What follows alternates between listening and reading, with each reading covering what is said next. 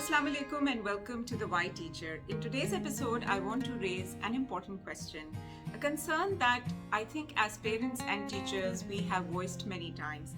It has to do with children and online gaming. So let's start. So to quickly list the concerns that we have on online gaming, our children are spending too much time on it. The games that they are playing are very violent in nature.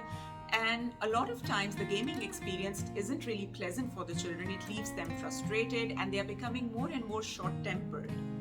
I think that a lot of children have also found a sane escape in online gaming.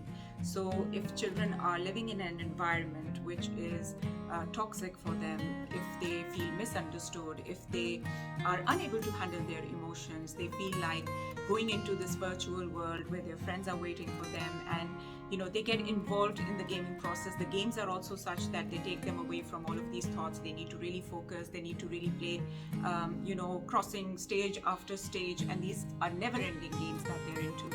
So I feel like a lot of times this is also something that they get addicted to with time because they feel like this is the easiest way to escape from the reality around them. I think it's important to be realistic as a parent.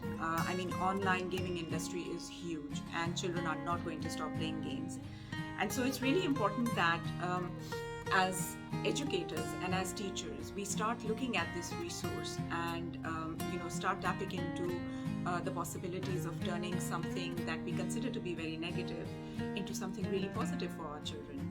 I think a fair place to start is to first of all accept that we have no knowledge about online gaming, that we need to learn from our children. So starting off a conversation about what online gaming is all about, sitting down with our children, entering into a game zone with them, trying to understand how those consoles are used at lightning speed, how well our children actually do it is something that we should appreciate. So the moment the child feels that you're on their side and you're not viewing it as a waste of time, it's going to basically help open up a conversation that we've never had with our children.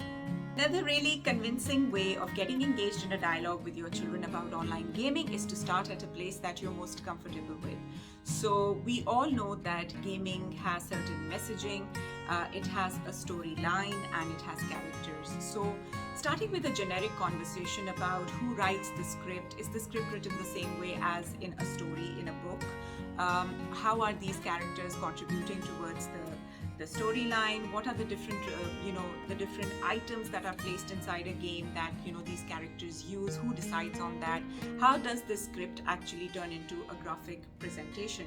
So this is something that can break the ice between us and the children. We can talk about certain things. They would probably give us a lot more specifics than what we were expecting from them because they are highly intelligent beings who once they get into gaming, get to understand everything. So this is another way of feeling confident while having a discussion with your children about gaming.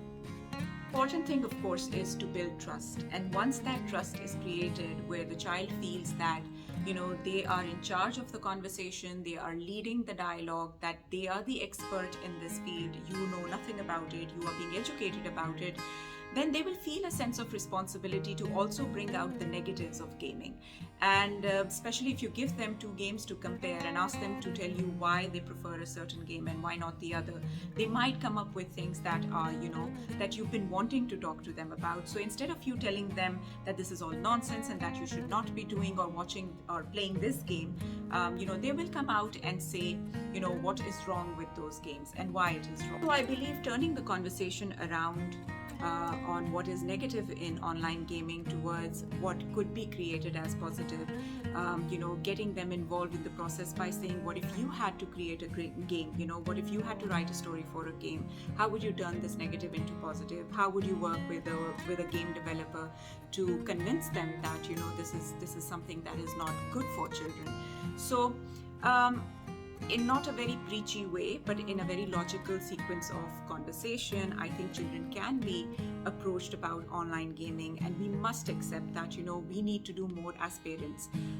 Similarly, when it comes to schools, I would say that while our children are asked to write narratives, while our children are asked to write persuasive pieces of text, I think online gaming scripts should also be introduced, because since the industry is so huge, I think it would be great to get our children involved in online gaming writing, and getting them involved in the process of evaluating what they are playing on a daily basis. If you haven't subscribed to my channel yet, please do so. Do like, subscribe, and share the Why Teacher videos. Until next time, Allah Hafiz.